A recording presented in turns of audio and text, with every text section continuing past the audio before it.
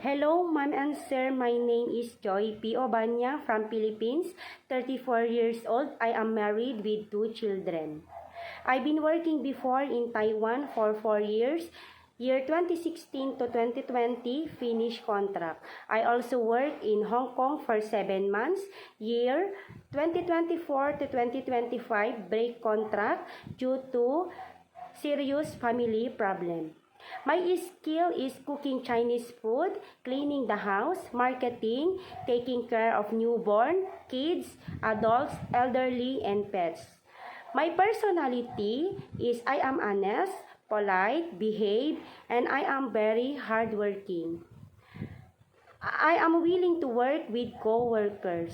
My preferred job is to taking care of the newborn, kids, elderly, adults, and pets. Thank you.